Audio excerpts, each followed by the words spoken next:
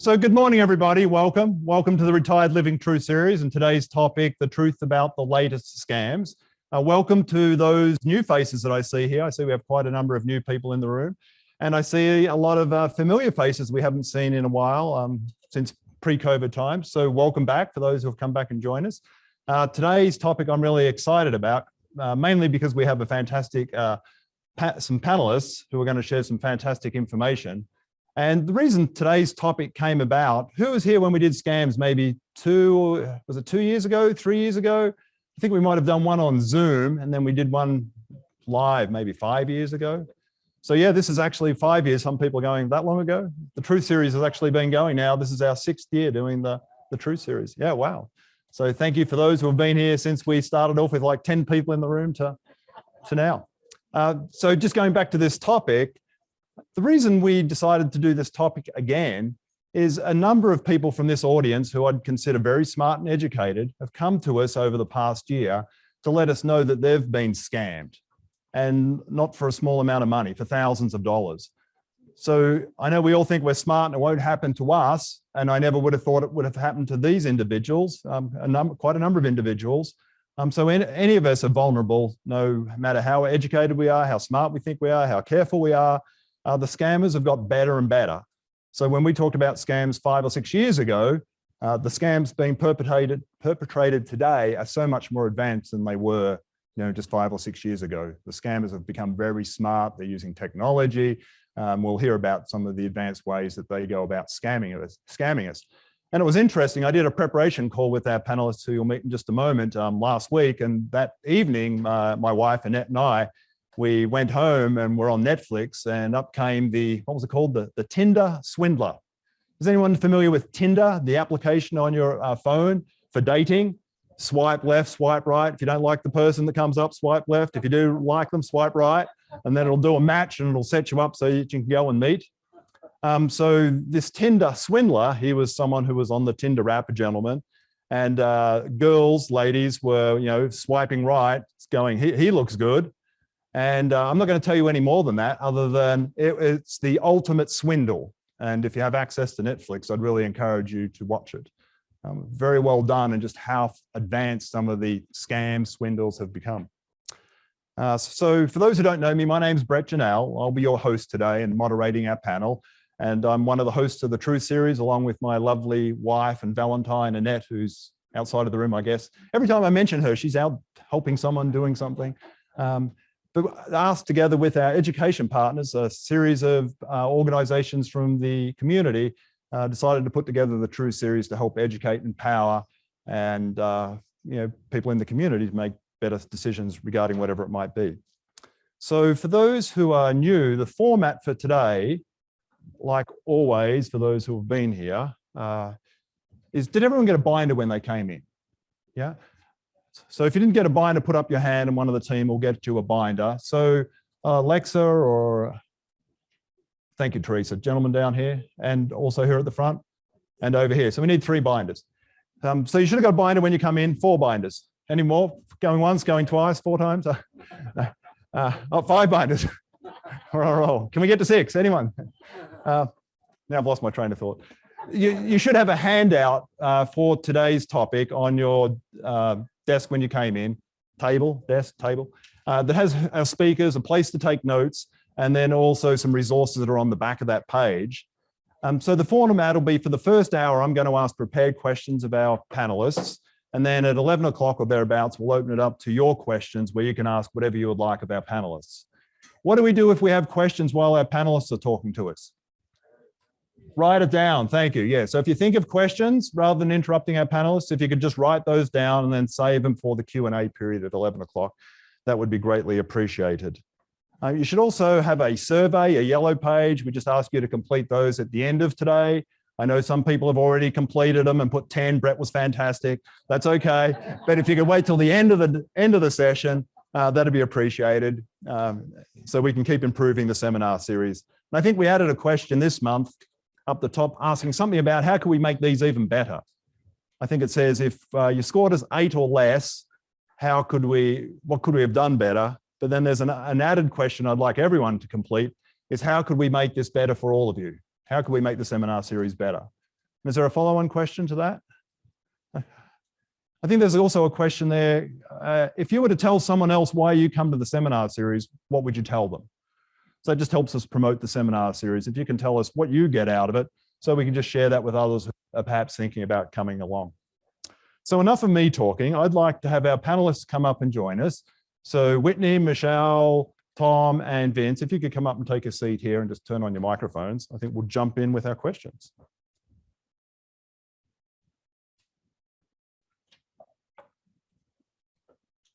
Oh, thank you. I got coffee. Excellent. And that was my wonderful Valentine who just brought me coffee. She was out of the room when I mentioned her. Just wave to everyone, Annette, for those who haven't met you before. Yeah. She makes me look good. She makes sure my tie matches and that everything's straight and organized. So without her, I'd be a big mess. So let's start with you if I can, Whitney. Could you start by just introducing yourself and letting the audience know who you work for and why you might be here today to help us avoid scams? Absolutely. My name is Whitney Digesti, and I am a senior deputy attorney general at the Nevada Attorney General's office. And we are in the division of the Bureau of Consumer Protection. So as part of my job, I regularly process complaints that have to do with scams. And another large component of my job is to educate consumers like you about scams and make sure that you all are aware of them, because we want you to be able to avoid falling for one. Great. Thank you, Whitney. Vince. Hi, my name is Vince Marco. I'm a detective with the Reno Police Department. I've been with the Reno Police for about 15 years and currently assigned to financial crimes and computer crimes. So unfortunately, it's not until after these scams happen that it comes to me and I get to investigate. So Vince, why were you over there taking notes and photos of certain people as they were coming in? Was there any reason for that? Don't worry about it. No, don't worry about that. Okay. Michelle.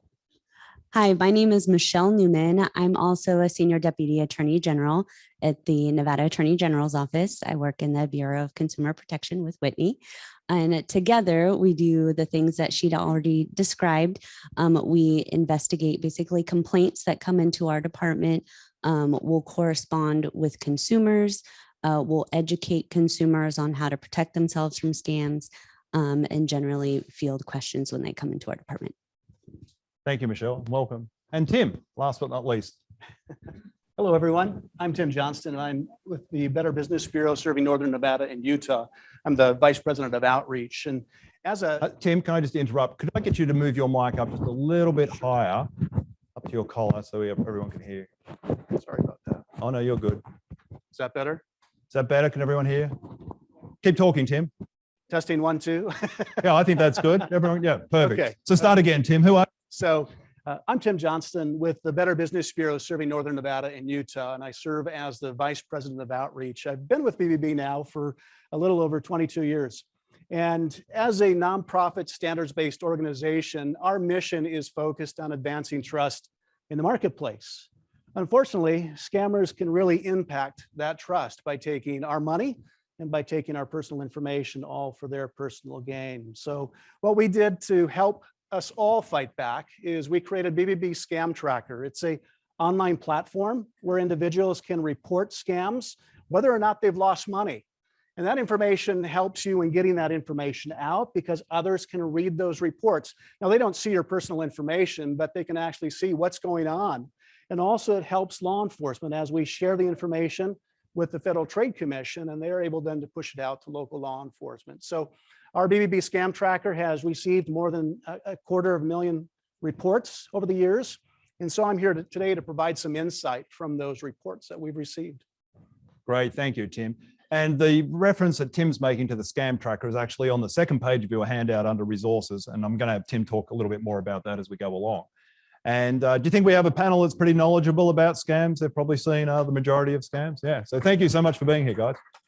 So maybe if I could start with you, Whitney, why does it seem that seniors are more targeted or more often targeted, statistically targeted more than perhaps any other age demographic of a population? Why are the scammers focusing on this room? Yeah, absolutely. So I first want to note that Scammers are equal opportunity scammers. They will target anyone. They are trying to get everyone and anyone to fall for them. So when you say they are targeted, I think statistically 65 plus might be a little bit higher, but everyone is subject to being targeted for a scam. With that said, I think a couple different reasons why that statistic might be a little bit higher for 65 plus. One is just the very common sense. A lot of people over 65 might have more money through different resources, retirement, Social Security, just, through savings over the span of your lifetime. So when scammers know that, they want money. And so they go after people they think are more likely to have money. The second reason might be, we have read and seen statistically that 65 plus might, for some reason, be a little bit less likely to report. And I think that has to do with, feeling embarrassed or feeling like there's something, you did something wrong to fall for that scam. But I just want to encourage everyone here. We are all, very vulnerable to scams. I have personally been vulnerable to a scam. It can happen to anyone at any different age, race. It's just equal opportunity. So I just encourage everyone, if you have been a victim of a scam, or if you think that there's something that might be a scam, please speak out. We can likely do what we can to help you. And even if, unfortunately, if we are not able to help you because it's too far gone and it has already happened, at least it would be like a paying it forward where you can give us information that can help prevent more people in the future from falling for that scam. So I really encourage everyone in this room to report if you are aware of anything like that. Thank you, Whitney. And Tim, I know when we talked, you had something you wanted to add to that, if I recall correctly. Well, for scammers to be successful, there needs to be engagement between the scammer and the victim. And so that two-way engagement is really what's key. And what we see when scammers do take money and they win in the engagement, what we find there are three factors that increase that chance of engaging and losing money. And that happens to be feelings of financial distress. So if you happen to be in financial distress, you might be more open to taking, falling prey to a lottery or a sweepstakes type of scam. Another factor would be stress, whatever that stress might be. Now, if somebody calls and says, hey, I'm Tim with the IRS and you've got a past due account with the IRS and we're going to collect now, you might comply at that point just because of that. You don't need that extra stress, or it just compiles into that. And then that third part is being loneliness. And loneliness can happen at any point in life. But if you happen to have lost a loved one, or maybe family is no longer around you, why that loneliness, you may be more willing to engage with somebody, even if they happen to be a scammer. Great, thank you. Yeah, do you want to add something, Vince? Just to add a little bit. I've personally spoken to who their family filed a report on their behalf after they've been scammed out of some money. And even after being, informed of the situation by their family or by police, even, they're still reluctant to believe they were scammed. So I just encourage everybody, if you think something has happened, do file a report. Even if you don't want to go through the whole investigation and prosecution, just having the information of what happened will help us keep statistics and kind of keep track of what's going on. Thank you. There is Tim? one more thing. One more thing. Just one more thing. So, well, we may think that we're in a particular age group that are going to be the targets for scammers. And Whitney talked about we're all the potential targets. But one thing that I want to encourage you is if you have loved ones that are in the 18 to 24 age range, when we look at our Scam Tracker risk report for 2020, why those in the 18 to 24 lost money more than those that were 65 plus. And why is that? Because they're living online and really they're getting taken online. So I would encourage you, you can help others, especially those in your family, if you've got anybody in that 18 to 24 age range. So that's interesting. So maybe the amounts of money younger are less, but as we're older and perhaps have more wealth, a home and so forth, maybe the financial loss is greater for those of us who are. The median loss is the same. Oh, the same. $150. So what we see is this U curve. And so, but if you are in that older age range and you do get taken, the chances of you losing potentially more is greater. We're talking the thousands of dollars. Interesting. And just please, to add Michelle. on to what Tim and Vince just said, and Whitney, is we definitely encourage you to file complaints with our office. And I know we'll talk more about that. But as they stated, it does help with our statistics. Plus, we're constantly keeping an eye at what complaints are being filed, and we'll put out relevant press releases so that we can let, thank you, I appreciate that, so that we can let other people know what's going on in the community at a current time. Thank you, Michelle. So while you're talking, Michelle, so what are the latest scams that we may not be aware of that your office is dealing with? So some of the latest scams, and this probably comes as no surprise, are technology-based scams, anything online, whether it's through social networking platforms such as Facebook, Instagram, whether it's through Zoom. Everyone has gone online, especially during the pandemic, and scammers have just completely capitalized on that fact. So all the more we encourage people to be vigilant about, the emails that they get, anything where someone is trying to solicit your personal information or banking information or things that look suspicious because you're more online, simply because this is the world that we happen to be living in now.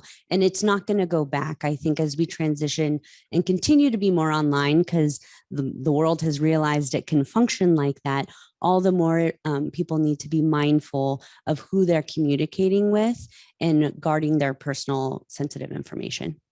So I'm just curious, do you guys see like a spike in a new scam when there's like a change, like, the pandemic comes along or an election or whatever it might be, something that's changed that's out of the normal from what everyday life is?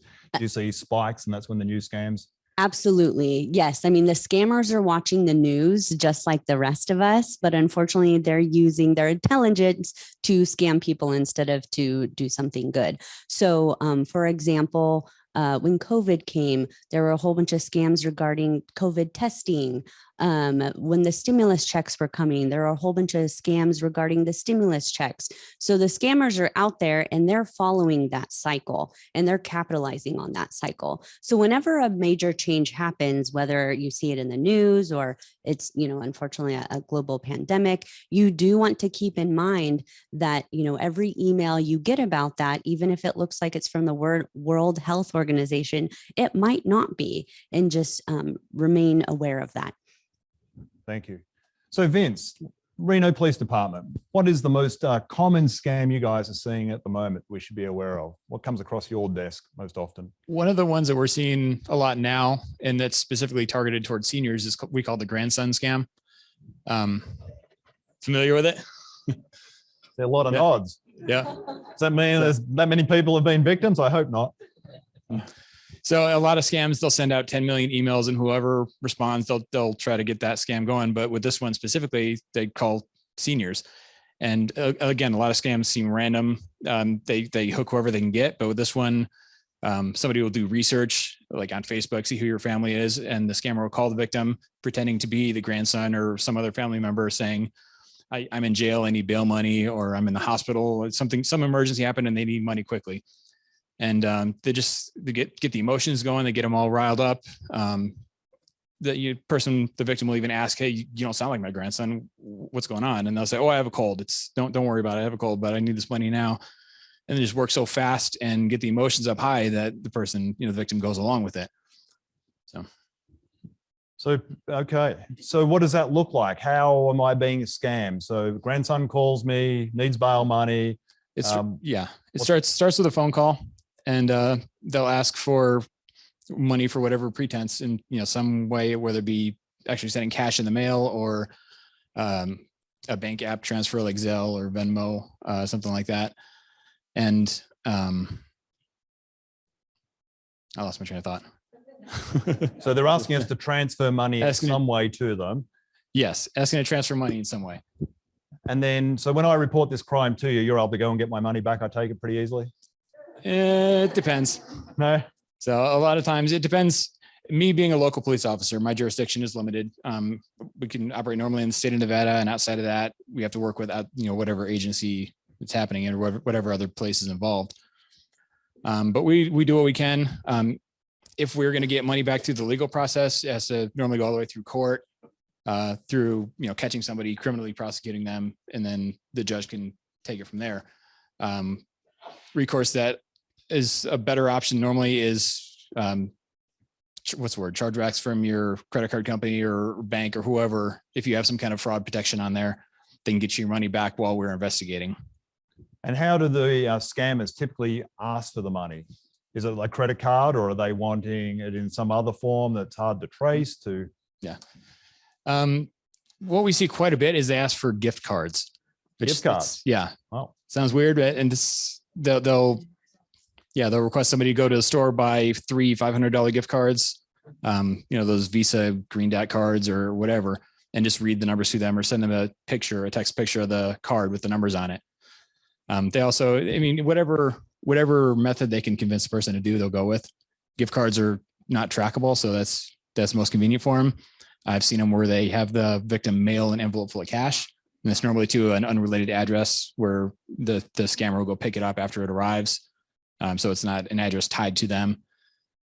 Also with the bank apps that I mentioned earlier, if you send a cash directly from your account to their account, we know what account it's going into, but it's also very difficult to get that back. And they have ways of concealing who actually owns the account that you're sending it to. And to add on to that also, we frequently see the receiving account is not, in fact, a scammer, but another victim. So they'll contact one person and say, you're going to be receiving money for whatever reason, for, as part of your new job or some pretense.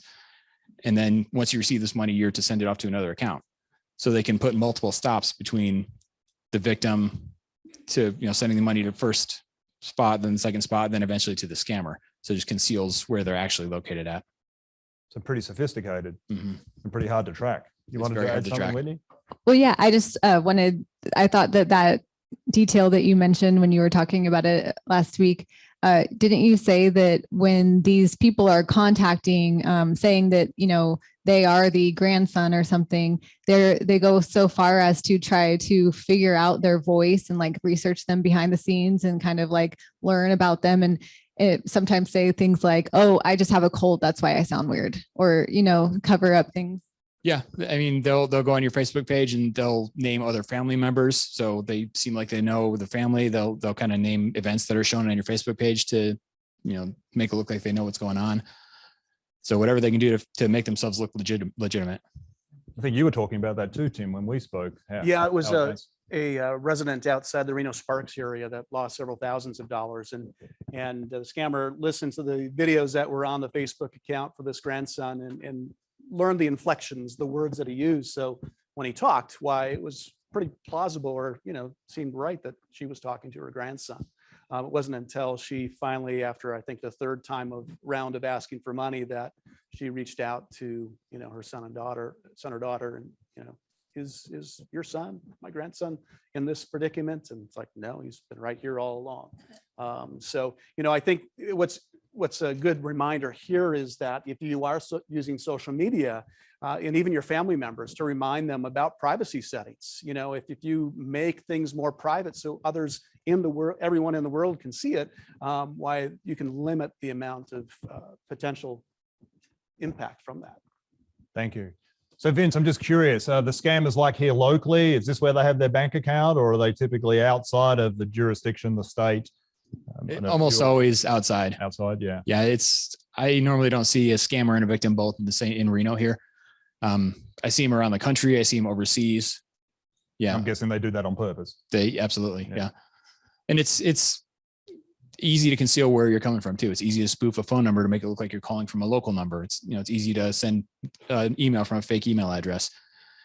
So it's hard for the victim to tell where the call is actually coming from. Right. Michelle, what's the number one scam you're seeing at the moment in the Attorney General's office? Okay, that is a big question. So number one scam is an imposter scam. These come in a variety of forms, and I'll just mention a couple, and I know I'll talk about some, and I'm sure Whitney will expand on some also, but For example, the IRS scam and Social Security scam and unemployment, those all are considered or can be considered imposter scams. And I'll give you an example. So when you receive a call from the IRS that says, you for some reason are delinquent in your taxes, if you don't pay immediately, and sometimes they even employ if you don't pay by gift cards or some very odd way that the government would never ask for money.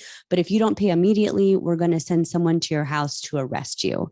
That is meant to incite panic in whoever picks up the phone and essentially scare them into running down, getting a gift card, going to their bank, giving personal information, all for naught.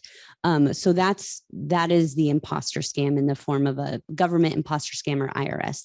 The same thing with Social Security.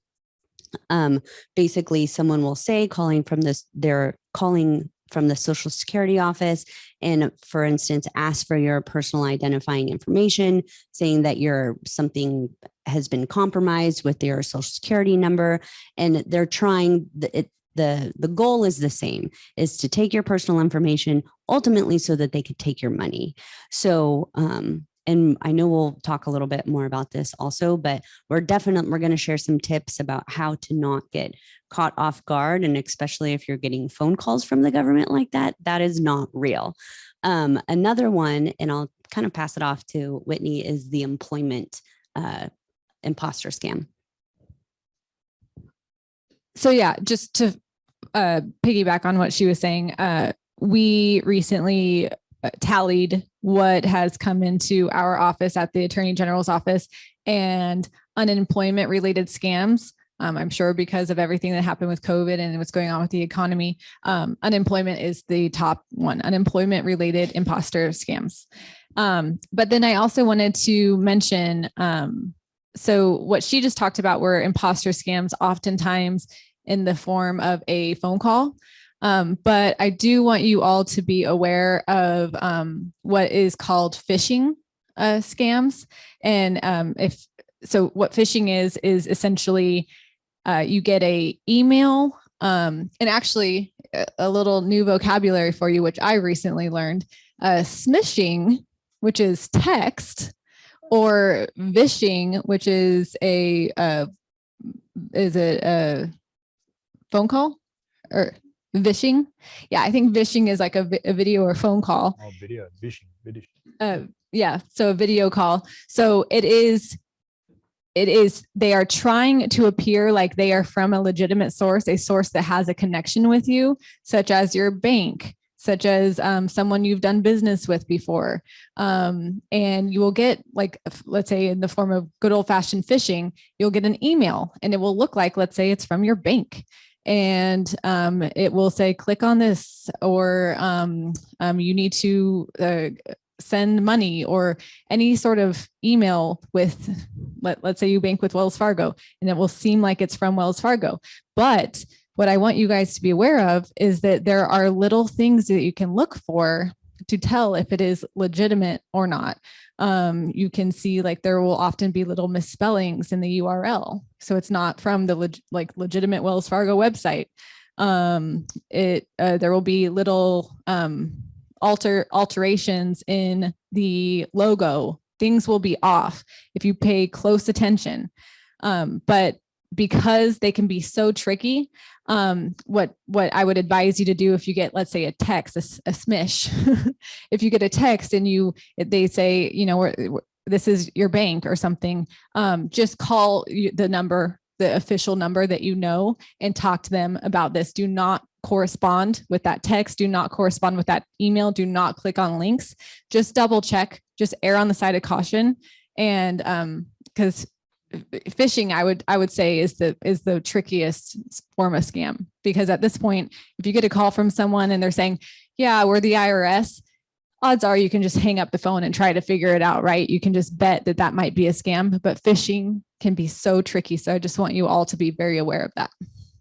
So we just call the phone number that's in the email to Wells Fargo? No, absolutely not. No? You go online, or you either, you find the official phone number for that entity, and you call and you speak to someone legitimate, you find some way that you can guarantee that they are the legitimate source, and talk to them about what happened and ask them if there is actually something going on that you need to respond to. And I think I've seen some emails. I know they used to have mistakes in it, but some now I've seen look pretty authentic, unless you're really, really like a trained eye. Absolutely. I can't even, some of them I can't even see. They tell me this is a fish. This is a phishing email. And I'm like, what? And then they're like, yeah, look at this extra U, or yeah. So it's very sophisticated. I think it's worth noting that on some of those emails, the misspellings and the errors are intentional, and they're targeting people that won't catch that to hopefully they go further along with the scam. Oh, really? Wow. Well done on purpose. Interesting. So Tim, you're being very quiet down here. I want to come down here so I can see the other half of the room. Haven't had enough coffee yet. No, right? yeah. Diet Coke for me. So I want to hear what the number one on Scam Tracker is at the moment. What are you guys seeing? So on an annual basis, we've been looking at the reports. So our most recent risk report goes to 2020. Our next report will come out during National Consumer Protection Week next month. But as we look back at the scams, and we don't look at just what are the most popular scams like the IRS scam or Social Security scam, we're looking at what are the riskiest scams. If you happen to engage, how prevalent is it? How many people are engaging with the scammer? And if so, what's the median dollar loss? And so we put out a riskiest scam index for each year. So for 2020, it's probably no surprise, since the pandemic pushed all of us online, whether we wanted to or not, that online purchase scams was the riskiest scam. And what this is interesting, a staggering 80.5% of consumers reporting online purchase scams in 2020 lost money. 80% lost money to an online purchase scam. So what does an online purchase scam look like? Well, here's a local incident. A woman 65 plus who during the early part of the pandemic had a 9-year-old dog that she lost unexpectedly. The dog died, and she was by herself. Her family couldn't come see her because of the lockdown. And so what did she do? She went online to find a replacement. It's a very particular breed. It's a pure breed. She found a puppy. So she paid the breeder, in this case, the scammer, money for that dog. Then she got contacted by the courier.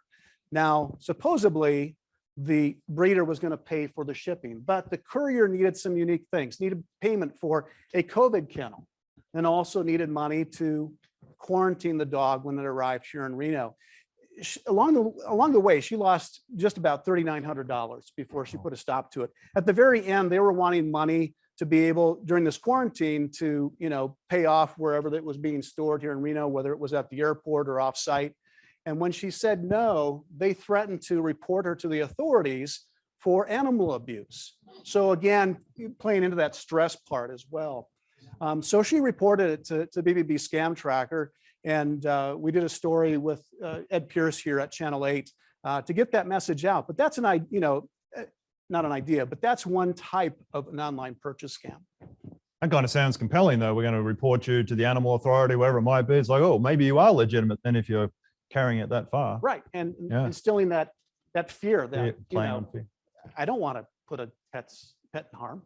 Right. Exactly. Yeah. Wow. The lengths they go to. So Vince, when we were talking, you were talking about rentals was another one. Yeah, we also see a lot of rental scams, and basically the scammer will put a listing on Craigslist or some other rental site for a property for rent, somewhere move into, and they'll encourage the person to go look at the property in person. They'll say, "I'm out of town, but you can go stop by, look in the windows, see if you like the place," and then the person agrees to rent it. The scammer will tell them to send the first month, last month rent, security deposit via whatever means, check, bank transfer, whatever, and tell them, okay, you're already moving in, the key's under the mat. And then the person would go there. There's no key under the mat. They can't move in. They call the police because they're confused. But I've also seen it go as far as there actually was a key under the mat. Person moved into the house, and then the real owner stopped by later on and said, "What are you doing? I'm living in my house." So,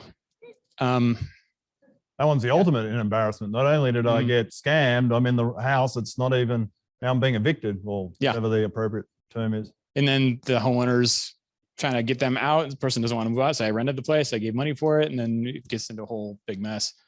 Yeah, wow. Is that one something that I guess those scammers probably aren't here either. They found the house online, have they? And yeah, A lot of times they'll just copy an existing Craigslist ad, right. like word for word, just cut it, paste it into a new ad, and just put their email on the bottom. So instead of corresponding with the actual owner, you're corresponding with this scammer somewhere across the globe.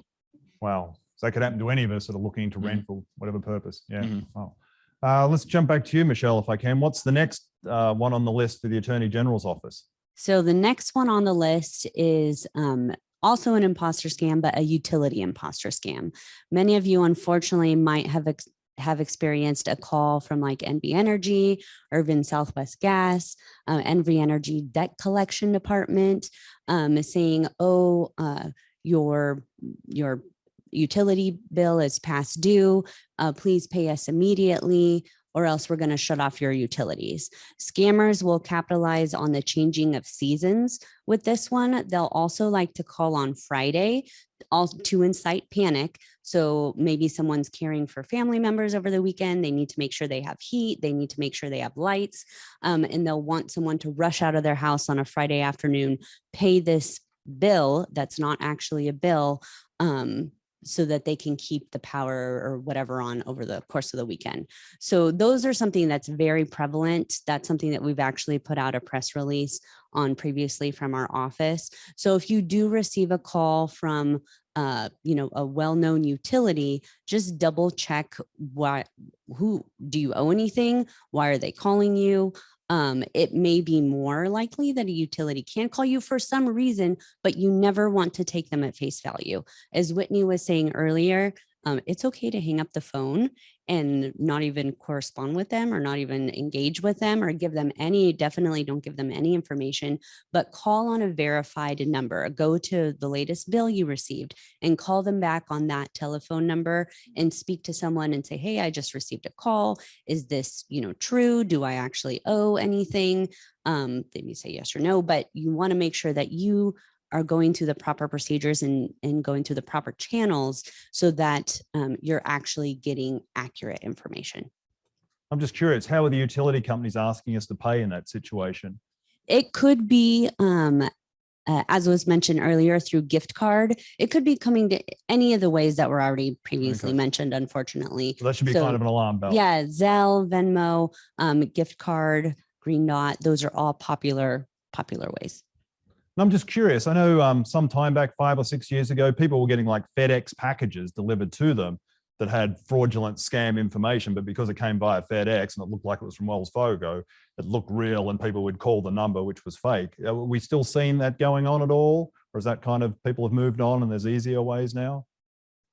Blank stares, I guess that's not something that's... I haven't seen that one. Most of the ones like that I see are digital through email. All digital. Yeah, they don't do much the paper cheaper. as much.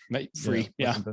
But I was sorry, go ahead. just real quick. I was going to say, there in my job, I do have to occasionally call people and say, "Hey, there's a warrant for your arrest. I need to meet with you and handle this."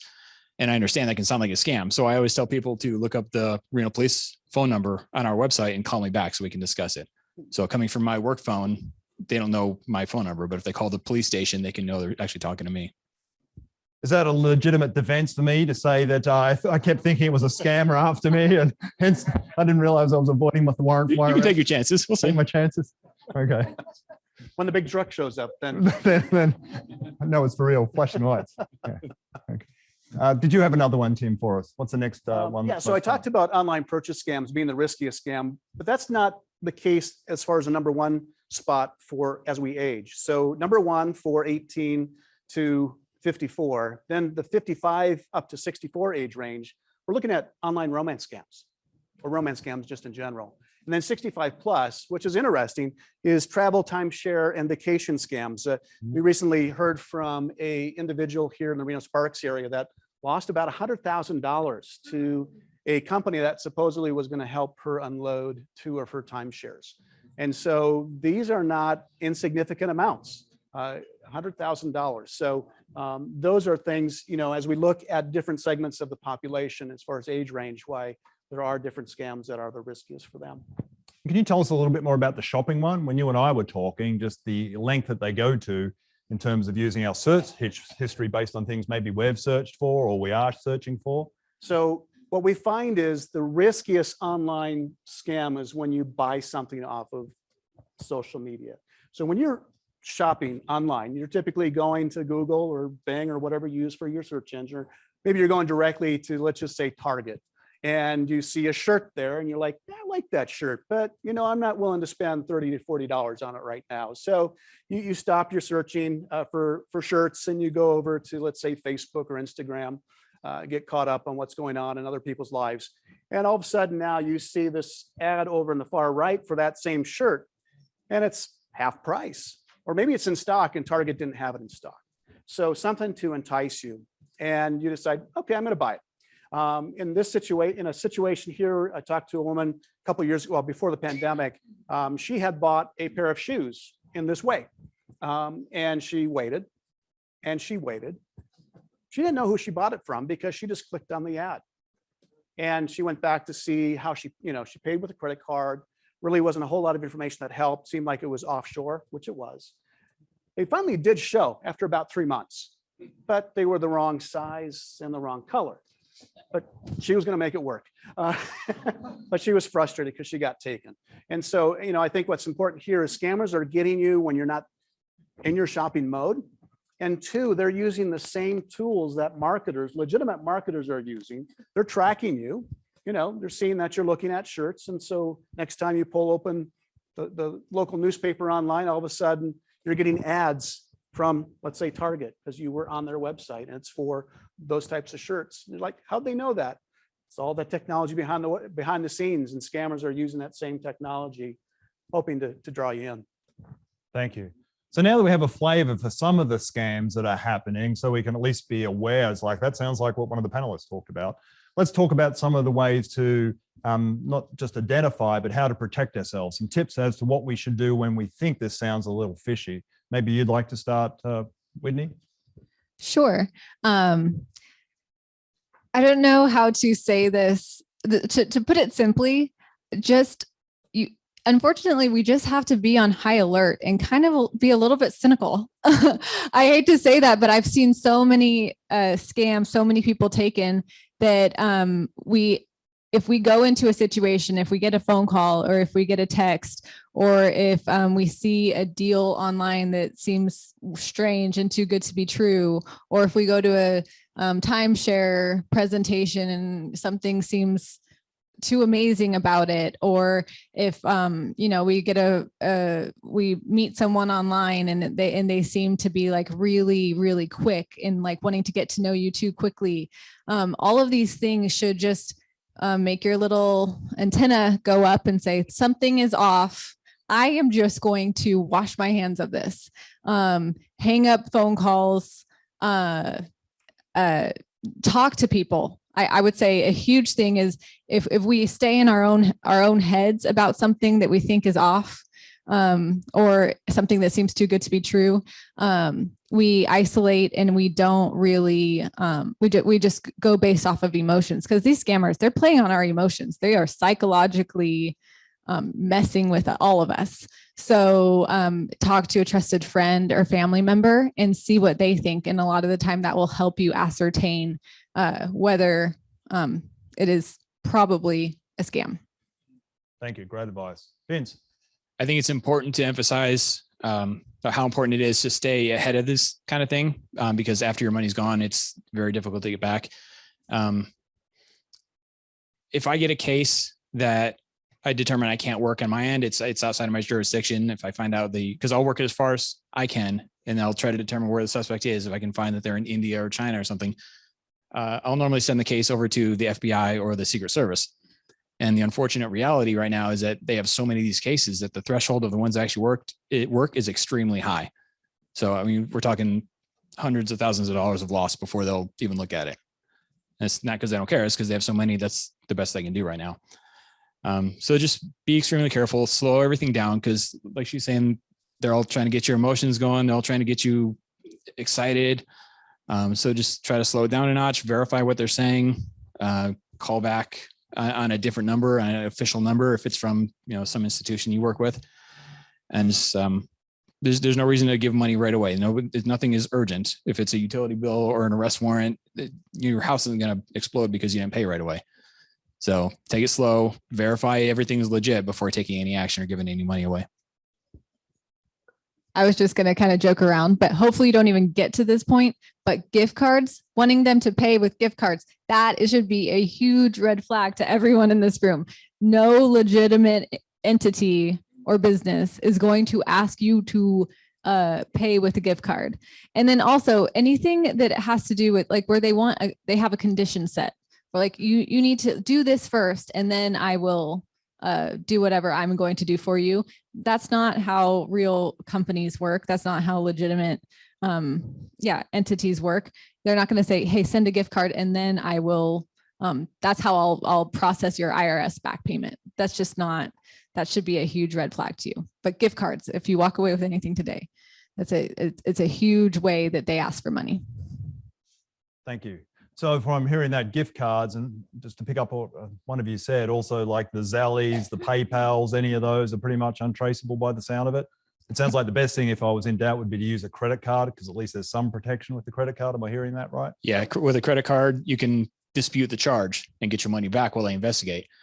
With the Zelle app and Venmo, those are transfers directly from your account into another account. So it's bank to bank. The problem is there's no fraud protection there at all. And the bank isn't going to give you your money back if you send it. So you can call the bank and say, hey, this was fraud. They basically what they say is if you're the one who sent it, regardless of why you sent it, or if you're scammed into sending it, then they won't give it back. And And there's a there's really important distinction there. yeah.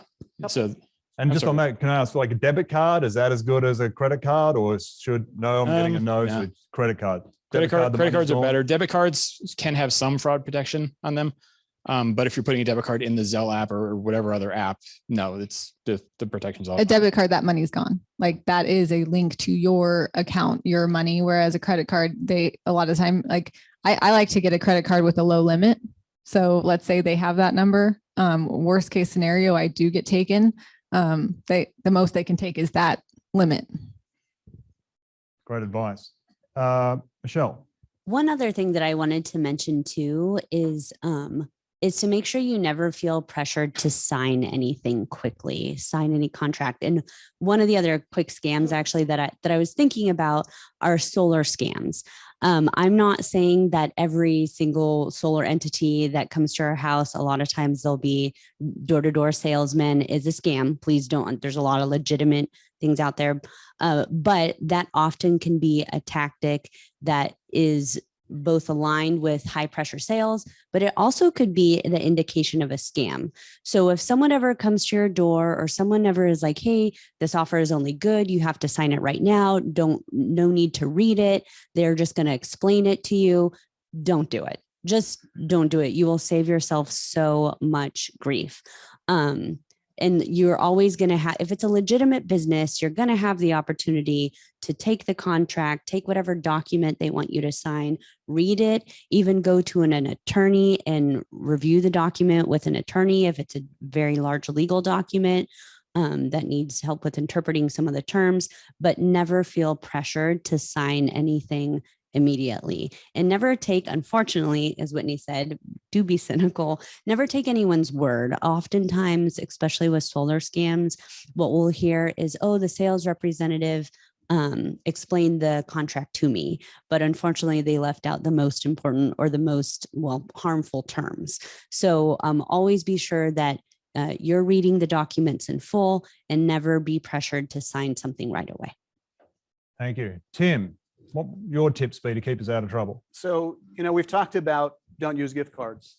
And so I think what's key to scammers is how you pay and how you're being asked to pay. So here's a couple tips that hopefully help you easily remember. Gift cards are exactly that, for gifts. They're not payment cards, they're gift cards. So if somebody's asking you to pay, no, it's a gift card. It's for you to buy and give to me.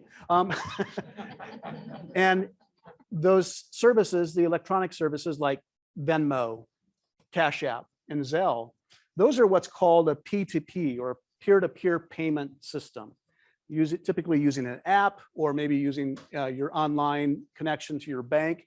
And that is to pay something. Let's say the four of us and Brett and his lovely wife go out to lunch after this, and Brett decides to pay, and we're like, well, no, we don't want you to pay. He picks up the bill, but then he says, hey, if you want, you can Venmo or you can Zelle me whatever your portion of lunch was. And so, okay, we know each other. And so he's okay with us doing that. It's not for me to call Brett, and we've never met before, and hey, I'd like to come do this for you or sell this to you. All you need to do is Zelle me some money. And he doesn't even know who I happen to be. It's not for that. So those types of platforms are for paying people that you know directly, your friends, your family. Great advice. And I just want to clarify, Tim, you said you were taking us all out for lunch. It was on you. So I just want that on the record. And I've got a couple of attorneys here to like make sure we're. I've got $100 limit on my card. So. In and out, maybe. I don't know. Yeah. Thank you. So let's talk about who we should report a scam to if we are scammed. Where do I start? Which one of you do I call, or is it someone else? Vince, you're putting your hand up. You're going to give your phone number out to everybody and we go straight to the detective? Yep. So, I mean, if you think you've fallen victim to a scam, I'd say the first thing you do is if you paid with a credit card or debit card or your bank or whatever, call that institution, tell them what happened so they can put a freeze on that account, make sure nothing else gets taken from you. Next thing I say would be file a report with the Reno Police Department or, wherever you are with the police department. When we get those reports, we will read through them and see if it's something we can handle. And if it is, we'll assign it and handle it. If it's not, we'll send it off to the correct agency. And so as far as I do agree, contact your local police first and file with them. They are the ones that they're on the ground level trying to help you see if they can recover anything. And then I do encourage you to file a complaint with our office and the FTC. It helps us be able to track what's going on in our community, in our state. If you don't file, even if unfortunately, like I think you've heard today, a lot of the time, let's say you give a gift card to someone, that money is most likely gone. A lot of the time, the people that you're corresponding with, the scammers, are overseas, so that would even be out of our jurisdiction. Except, yeah, there are exceptions, but generally speaking, it is outside of our jurisdiction. So, but it helps pay it forward. We are a community and we all care about each other. We don't want any single one of us to get money taken from us.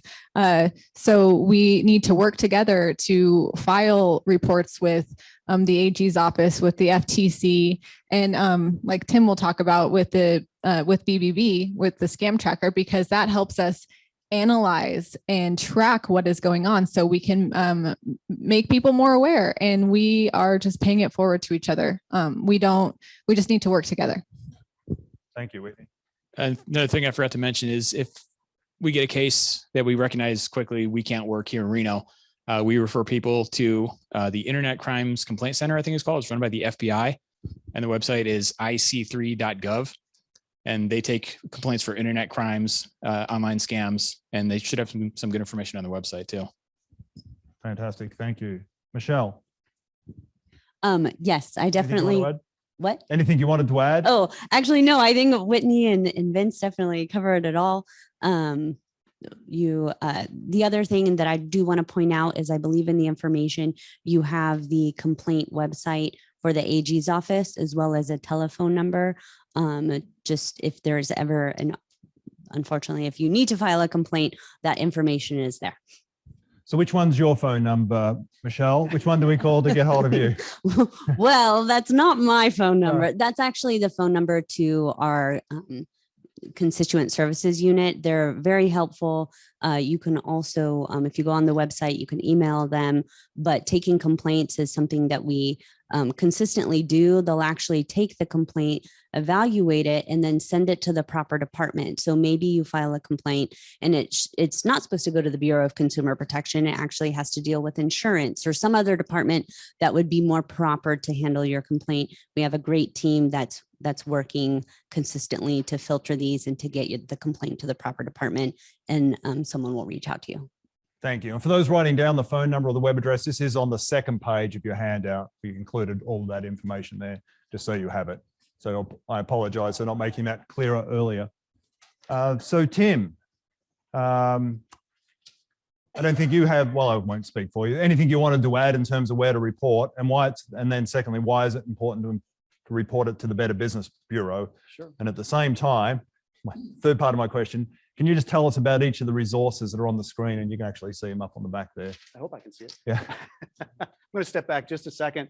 I have a handout on your way out, 10 tips to avoid scams. So if you'd like, pick that up. Also, if you're a person that likes to go digital, well, you'll find that at bbb.org/avoid scams. But what I want to do is really encourage you to fight scammers requires a multi-sector approach. I mean, scammers are not right here in Reno, typically not. And so it requires not only government, but it requires law enforcement at many different levels. It requires nonprofits like the BBB. It requires media to help get the message out. So I encourage you to report it, to begin that report. And I encourage you to report it to bbb.org/scam tracker. This is a way, again, for you to help get the message out. Again, whether you've lost money or not, if you've received a simple smishing text, or if you received a call or an email, report it. It's a hopefully you find it a simple way to do it. We're in the process of going to the second level, redesigning it later this year to make it even easier to use. But I encourage you to do that. That information not only helps you get that message out, it's a feel good, but you're helping others because they can see what's being reported. Maybe if they've received a similar thing in the mail, or maybe a similar call or an email, they can do a search and see it. Hey, this is a scam. You know, that gut feeling I had now been confirmed. Also, the information is shared with the Federal Trade Commission. So they need, law enforcement, and I'm not in law enforcement, but from what I understand, they require a lot of nuggets of information to really put together their cases. And so while they may not be able to help you individually and get you your $50 back, maybe you plus your scam and your report and your report can help knit things together, and they go, oh, it's this guy over in Sparks that's doing it. I highly doubt that's going to be the case. But so I encourage you to report no matter who you report it to. Thank you. And then can you just lastly talk on the Secure Your ID Day? What is that on October the 15th? So the Federal Trade Commission gathers data from many different sources, primarily from the Federal Trade Commission, also from different agencies like the Nevada Attorney General's office, but also the Better Business Bureau. We're the largest private contributor of data. They make it available to law enforcement in what's called the Consumer Sentinel. So not available to you and me, but available to law enforcement. They, on an annual basis, go through and analyze and see what are people reporting. And when it comes to fraud and other types of reports, Nevada ranked number 1 in 2020 and ranked number 4 when it comes to identity theft. And so this coming year will be our 15th year of BBB Secure ID Day. What is it? It's a free shred event. So a way for you to come dispose of 3 boxes of documents to shred on site for free, but also a way for us to remind people and to educate about identity theft. It is very real, and it is a big pain if you happen to be a victim of it. So it's an event coming up. We have it scheduled for the 3rd Saturday of October 15th from 9 to noon. I don't have anything more than that at the moment, but more than likely, past couple of years, we've been in the Atlantis West parking lot. And so hopefully we'll be able to secure them as a partner again this year. But encourage you to check our website at bbb.org/SYID for details. And also we have been partnering with Channel 2 here locally, and they've been doing a good job of getting that promoted. Great. Thank you so much, Tim. And Alexa, don't we have a shredding day coming up we're doing in April, or here at RSAR? Tentative. April, was that kind of what I heard? Who attended our shredding day we did last year here? A few people? Yeah, I'm going to do one at our office. Yeah, so we'll get that out as well. So that'll be like 3 shredding days. You can spread it out across all 3. Yeah. So I just had one last question. Are there any local scams that are happening person to person here in the community that we should be aware of, in terms of someone knocking on your door, trying to sell you something or do work for you, that we should be aware of? That's we probably aren't aware of? If not, that's okay. I hadn't asked that question. I think Michelle already pointed it out. The solar and the utility is what we see the most in our office. So they're typically phone calls versus someone knocking on your door. No, the solar are door to door. Door to door. That was door to door. Okay. And don't get me wrong, there are legitimate solar companies. Right. So that's Just be careful. Yeah. Beware of intimidation and urgency when you're dealing with these people. If they're trying to get you to sign something without, like Michelle said, without reading, the deal's going to go fast. You got to do it now. They want you to act without thinking things through. If you have a door-to-door salesman treating you like that, just err on the side of caution and say no thanks. And what if they're really good and they sound good, non-pressure? They give me the brochure and it has a website which happens to be fake. How do I verify that this is a legitimate company? Even, their materials look legitimate. I can call the phone number and someone answers and it sounds legitimate. How do I find out if that is a real company? That I guess I could go into Bbb, could I, and look them up? Some ways that you could do that is put the company's name with the word complaint or scam to see what type of results you get. And also think about if somebody's coming door to door, typically it's to do something to your house or maybe sell you a vacuum cleaner, but typically for your house. And that's going to require more than likely a license, whether it's from local municipality, City of Sparks, City of Reno, Washoe County, but more than likely the contractors board. And so if somebody wants to get up on your roof, make sure they're properly licensed with the contractors board. If they want to put up, a whole new landscape in the backyard, make sure it's not just a handyman because there are certain limits for them. Make sure that they are properly licensed as a landscape contractor. So it requires you to do your research. So what I'm hearing from that, and Nanette and I have had in real estate, happened to one client, they did have a contractor's license number, but no one ever went and looked it up. And then after they were scammed and we subsequently looked it up, that had expired years ago and they were now out scamming. They were no longer licensed. So I think, yeah, that's a great point you bring up. Go and actually check on the board of contractors that is still a valid person that can be held accountable. Yeah. Okay, great. And just to add to that too, Please. is verifying companies on the Secretary of State website is also a great thing to do. And I just want to second what Tim said about looking businesses up on the contractors board. There's actually, if you go to the Nevada State Contractors Board, there's a license verification section. So you can actually put in the name, put in the license number.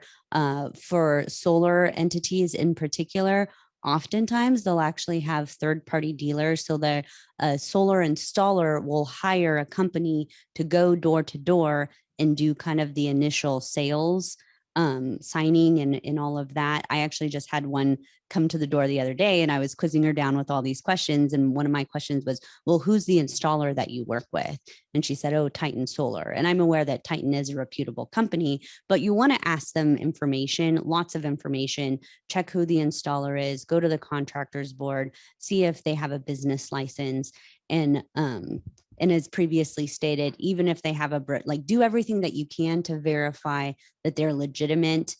Don't just stop at even looking at their brochure and going to the website. Make some phone calls.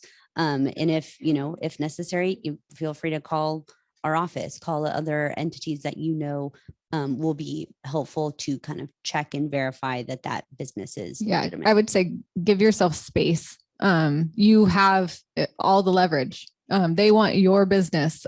So take time to think about it. Know that you're in control. Know that you can take time, talk to other people about it, and then ultimately make the decision after you've done your fair share of research. Great. Well said. Did everyone learn something so far? Yeah. Excellent. Fantastic. So we're going to open it up in just a moment to questions and answers. But just before we do, you should all have a yellow form that I mentioned before, the survey form. And on there, if you would like to attend next month's seminar, which is the truth about avoiding dementia, you're going to get a microphone. You can check that on the box. And then Tom, are you about? Where's Tom? Can I grab a microphone? Vic, did I see you with the microphone? Can I have you give that to Tom? So avoiding dementia on March the 9th. Does anyone know what day March 9th is? And what does the slide in your handout say? I don't see what the slides. Yeah, my slide is wrong. It says Thursday. I guess when I was updating the slide. Yeah, I have dementia. Yeah, I got the day wrong. So ignore Thursday. It is Wednesday next month. The only one this year is going to be on a Wednesday. And the times, no, this is for the seminar. Sorry, the truth about avoiding dementia. Same time, 10 a.m. here, but on the Wednesday, March 9th. And then on February the 17th, at 10:30, so it is a different time, in our office is the ins and outs of reverse mortgages that Tom is going to do for us. Tom, can you just give us a 30-second, what is that all about? Sure. I've been a reverse mortgage specialist since 2002, so pushing 20 years. I have a reverse mortgage myself, and I'm going to talk about that in the first 5 minutes of the seminar to kind of explain how I really represent 3 different types of reverse mortgage borrowers. I also have a sheet, a handout that has the ins and outs of reverse mortgages, what I call a did you know, a lot of factoids.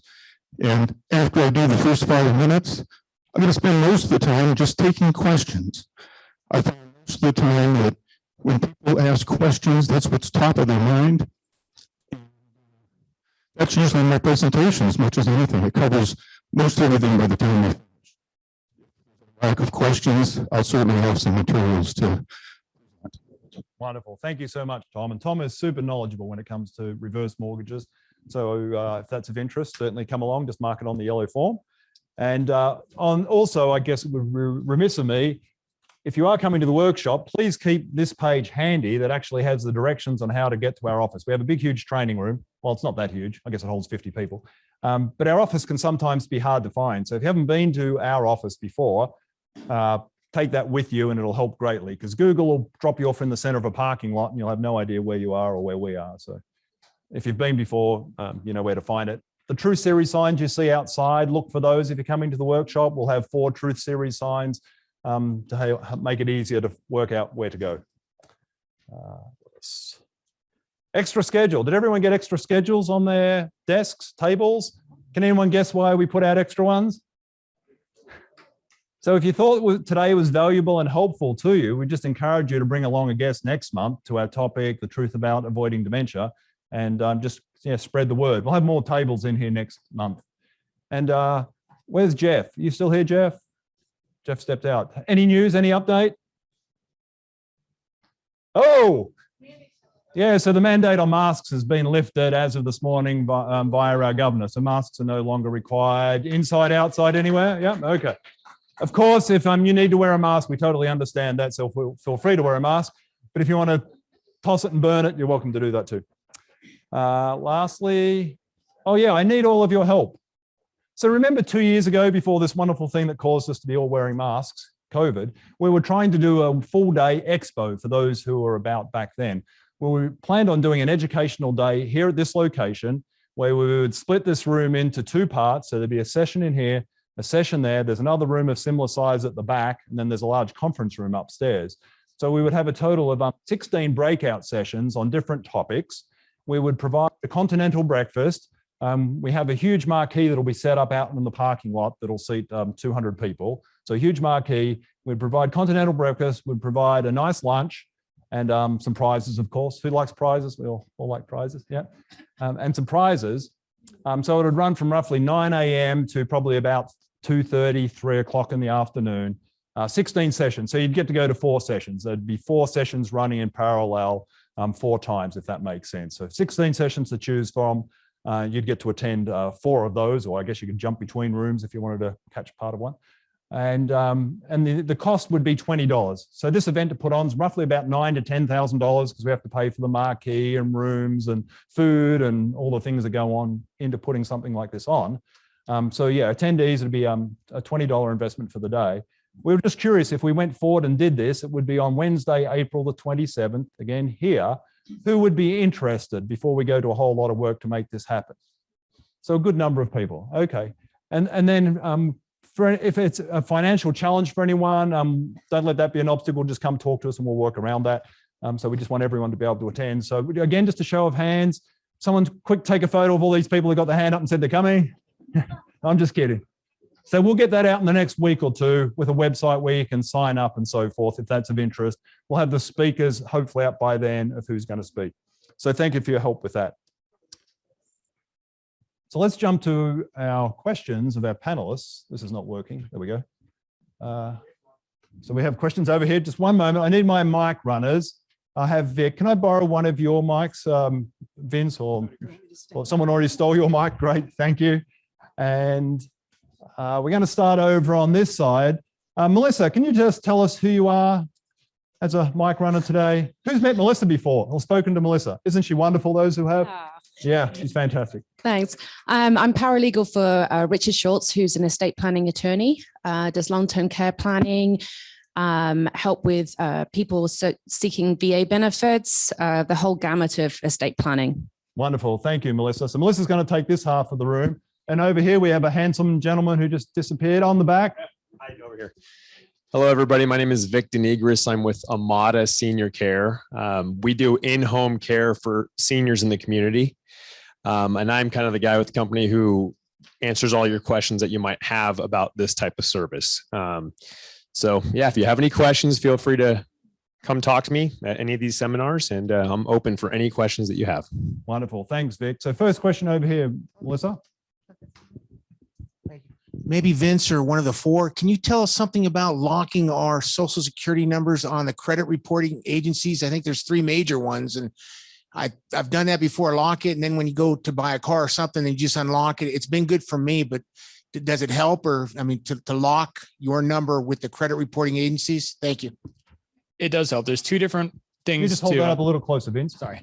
There's two different things to consider there. There's a fraud alert that you can put on your social security number, which the companies will alert you if anything's happening, or there's a freeze you can put on your number. Yeah, and a freeze means nobody can check your credit. It's locked down without your approval. Nobody can go in and do it. As a fraud detective, I put a freeze on all my credit cards, or on my all three bureaus. And I went to go buy a car recently, and while I was sitting in the dealership, I was able to go online, take off the freeze for a period of like 1 or 2 days, and buy the car no problem. So I think it's worth it. And those three companies, if you go to them directly, it's Equifax, Experian, and TransUnion. And just go to each one of their websites, and it'll instruct you how to put a freeze or a fraud alert on if you want to. Thank you. If it's good enough for the detective, it's good enough for me. So Annette and I are going to do that later today. Go freeze our accounts. So thank you. Over, where are we? Yes, please. I have the mic here. You mentioned quickly Zoom having a scam on it. I use Zoom a lot. What does a Zoom scan look like? Just like with, so there will always be similar tactics with just different details. So a Zoom scam could be something like they like a phishing email, like they make you think that it is Zoom and you're corresponding with Zoom, and it's actually not really Zoom. I mean, obviously, if there's not, I know what you mean. Like if you go online and you click the link and you think that you're going into your meeting and there's no one there, like how are they going to scam you, right? There's no one there. It's not their legitimate thing. So it would be more like pretending, acting like they are a company that is legitimate, like Zoom, like a phishing email. Yeah, Zoom is a means of communication. So just like a phone call or a text, they're just talking to you some way. Most scammers pretend to be somebody they're not. I've also seen cases where a scammer in Africa reached out to a lady here in Reno. He didn't conceal who he was. He said, I'm from Africa, and he just convinced her to send him thousands of dollars. I guess I could set up a fake Zoom webinar of education and collect credit card information at the end, and everybody could fall for it thinking it's yeah. So I guess make sure you know who you're talking to. Mm-hmm. Yeah. Down here. Hello, I'm Joe Lasby. I retired the last 10 years of my career with the IRS and ID theft up in Seattle, Washington. I want to tell people what some of these things are, to just reiterate what they're saying. First of all, I tell people, if it's too good to be true, it probably is. I worked a lot of the Ponzi schemes up there where people would think they're going to get a 10% return when the average return is 0.1 to 0.2% on a CD. And a lot of money was lost under those schemes. A couple of other things I find is now they give out gift cards. We're asking you to rate this company, Home Depot, for example, and you see rate it. You don't see anything else. The first thing I usually tell people to do is look at the email address. It'll be a Gmail address. It won't be Home Depot. It'll be a Gmail. That's the first sign it's not true. But people say they go in and they rate it, and they're going to get some earbuds, $59 gift for doing all this. Just give me a small amount for shipping and handling. Bingo. They've got your checking account. They've got some of your information. Another one that's prevalent that I've seen is when someone steals your social security number, the first thing they're going to do, and you got to be very careful of that, because now Medicare is taking off social security numbers. You should have a second number, because they used to say, I want to verify your insurance. I want to make sure you're getting all you can get. So they ask you for your Medicare number, which is your social security number. And then they go on and you feel pretty comfortable you're going to get this. And they give it your address, your age, and all of the information they can. Bingo, they've got it again. So what they do with your social security number is the first thing they try to do is get your refund. If they can, they'll file it quickly right off the bat and try to get a refund sent to them. The second thing is they'll tap your bank account if they can, or they'll go out and take and get charge card information and then buy a lot of stuff. The third thing they do, which is more prevalent, is they will sell your social security number. I'll give you a typical example. I had a case where one kid was 16 years old and he couldn't get his refund. And we looked at it. He had 52 people filing under his social security all over the country, all the way to Alaska. He lived, for example, in Maine, and they were filing all over the states, California, all this. And the problem with that is once they get that, they sell it to a lot of people that don't have social security numbers, that are immigrants, that are working. And then what happens is they do the same thing. They might work 5 years under that, and then they'll get caught. So they'll change the social security number and go someplace else. One of the other things I've noticed now is the Ancestry Scheme. You send it in for an ancestry. Then somebody calls you back and wants to know all your relatives, their names, their dates of birth. And can you give me anything more about them? Well, what happens is they go back and these people sometimes are dead, and they'll get they'll get all the information, and then they'll put a social security number on that and file their tax return. So that's another thing they do. So I'm going to say thank you so much. Are you available to be on the panel in 2024? You got a wealth of information. No, thank you. I'm out to live in Del Webb, and I'm the treasurer for Del Webb Senior, Okay, 55. well, thank you. It is very good information. And I did not know about the Ancestry scam. So now I am alerted to that, and we will be looking into that. Absolutely. Yeah, thank you. Great information. Brett, Question back Brett. over on this side. Brett, two things. Oh, Tim, yeah, please. So I think that experience is key and informational. If you are a victim of identity theft, why make sure you report it to the Federal Trade Commission at identitytheft.gov. Some great resources there to walk you through the process of what to do, how to reclaim your identity. And two, when you mentioned about a 16-year-old, it's important. If you've got loved ones that are under 18, that the FTC says that ideally you should be checking your kids' credit reports no later than 16, just to make sure if there are any issues that you've got about a year or two to clean things up before you push your kid out the door. But kids' credit reports are open playing fields. They're clean. Wow. And if they can get that information, scammers can go to town and no one really knows anything until maybe an errant mailing piece comes to your mailbox. You know, it's a credit card bill. And you're like, how'd this happen? But maybe it's been going on for years and mail has been going elsewhere. Wow. So just a couple. That's a good one, Tim. We got a 14-year-old and we are hoping to push him out the door at some point. But I never thought of checking his credit report. We check ours. In fact, it wasn't too long ago. He came to me, he found this expensive Lego set online that he wanted. And it was this great screaming deal. And I thought, wow, and it had like Lego in the title of .com. And I thought, I better just go Google that. And it was, yeah, you pay the money and you never see anything. Yeah, just to be aware of those. This side. Yes. Yeah, in regard. Hold it a little closer, can you, Robert? There you go. You said it'd be a little. Oh, okay. Involving those shopping schemes, you folks were talking about, people go online and search things and then they get your information. Does it help to use one of these websites that advertise to be more private? Like I avoid Google like the plague. They track everything.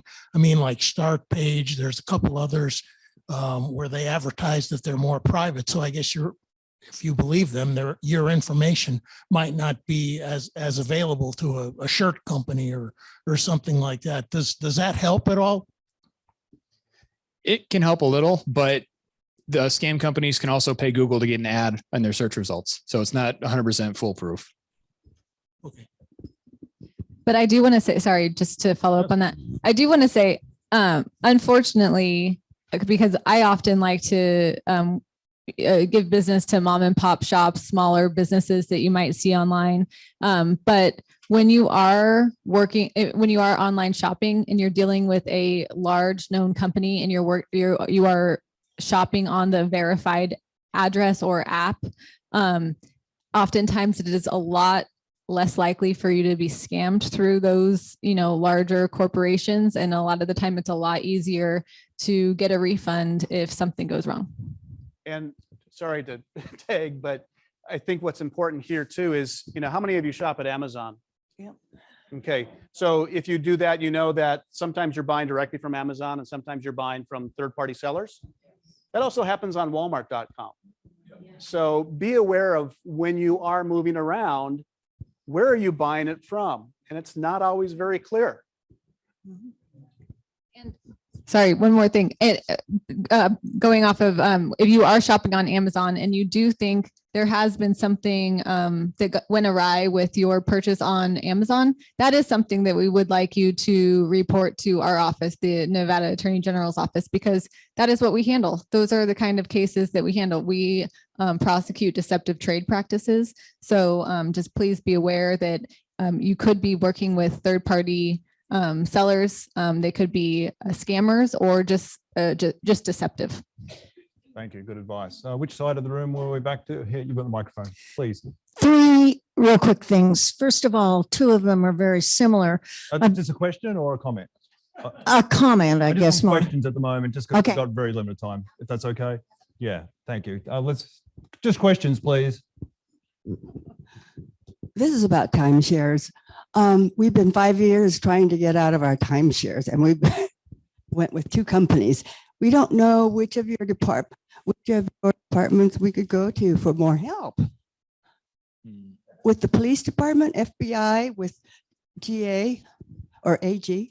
It's hard to say without the whole story. If it's a crime or a scam, file a report about it. But feels like a scam because I would it's been sorry. 5 I would file a complaint with the Nevada Consumer Affairs Unit.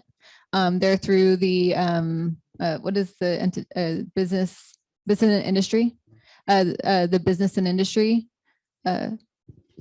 department, NCA for short. So Nevada Consumer Affairs Unit, and they, I think, in all likelihood, will be able to help you. But if not, they will route you to who can help you. The Nevada Consumer Affairs Unit. So if I just Google that, I'll be able to get a phone number. Yep. Thank you so much. I keep losing track of which side of the room. We're back to which side now? Just here. Thank you. I have a question. I get a call pretty regularly. They say they're from Microsoft. The first time they called, I actually had a computer problem. So they called and they said, you have a computer problem. We need you to get on a computer, and then you give them access and they get into your computer. When you need to get on a computer to verify these people and they're from Microsoft, how do you do it? I can tell you that one's a scam because I Microsoft, know it's a scam. they're not going to reach out to you. I told them I had 5 computers, which one was the problem, and they couldn't tell me. Just a little closer there, Vince. Everybody has computer problems, so they know Right. most likely somebody's And they're going to make that call. and they're hackers, so they're tech savvy. Yeah. And once you give them remote control of the computer, they can do whatever they want on there. Right. So how do you verify they're from Microsoft when they're on the phone and you need the computer to verify?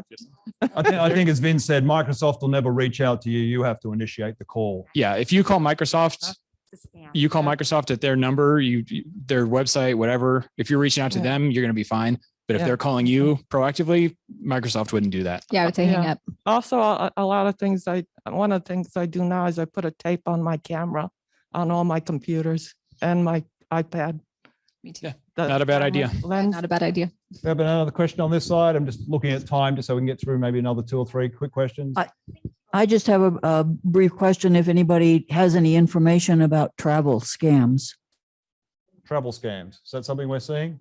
Absolutely. I want to speak specifically to that, but I just want to remind everyone, if there is a market in this economy, if there's something that is bought or sold, a good or service, there is a scam on it. Everything across the board, that nothing is safe. So yeah, we absolutely see travel scams. Are you referring to like a Expedia type of website? We see all kinds of phishing for those. We also see we see people calling, acting like they are travel agents. We see all kinds of scams. Is there anything in particular you're interested in knowing about? Oh, absolutely. No, we see it. So first class to Europe for $200. Oh yeah, too good to be true. Probably is. You know, I think that man was right. if you're going online and say, you know, typing in smoking hot hotel deals in Cancun, chances are the first 3 ads are probably going to be from scammers or from really shady companies. And so what's really important is if you are looking for that great deal, probably start first with the hotel entity to find out what rate they have. And then if you plan to go elsewhere to book, make sure you're doing your research. Is it a legitimate third party that does that? Because we often hear of people that will show up and what do you mean you don't have a reservation? What do you mean there's a conference going on? There's no rooms in town. So those are one of those things that if you're searching for that great deal, chances are that more often than not, you're going to run across a scammer. You get a lot that will say, you know, it's a 3-night stay or a free trip or whatever, but in order to process it, we need X amount of dollars. Yeah, that's a big red flag. Yeah, no, we have timeshare involved with that too, you know, that you need to sit in on a presentation. Yeah, and I know I said it already, but even if you something went on where you did already purchase something and you don't think it was an outright scam where they're just a scammer taking your money, like basically theft, but you do think that there was something deceptive involved, please file with our office because that is what we handle. Thank you, Whitney. I think we have time for one last question, maybe 2. I'd like to ask about remote or work at home jobs online. Are they scams? Remote work at home? They could be. Could be. Yeah. How would you know if it's legit or not? Or how could you research to find out? Great question. I would just do your research that make sure it's a legitimate company, see if they're hiring, maybe like we were talking about before, contact the company directly through a different line than they contacted you with, through the website, through a phone number. And also remember, if you're working for a company, you don't need to be paying them. So if they're trying to get money from you, it's a scam. And I have seen quite a bit of that, actually. Somebody will think they're getting a job and the company say, hey, there's this cost for equipment, cost for training that you get later on, and they'll ask for a couple $1,000s and the person sends it off. It's not legit. Yeah, I was going to say, just in the meantime, do not, until you understand and know for sure that they are a legitimate company, do not give your personal information or social security number. Back to what Tim was saying, there's so many places online that ask for your social security number and don't need it. Don't give it out unless it is absolutely necessary.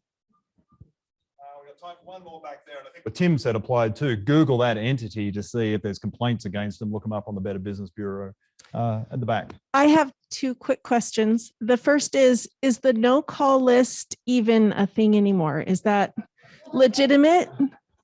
It's still a thing. It's still a thing. But know this, that legitimate businesses will comply. Yeah. Scammers won't. Okay. Yeah. My second question is, when my husband turned 50, I signed him up for AARP mostly as a joke, but we have had so many scammers reach out to us since then. So my question is, do they sell our name to other places and our address and information?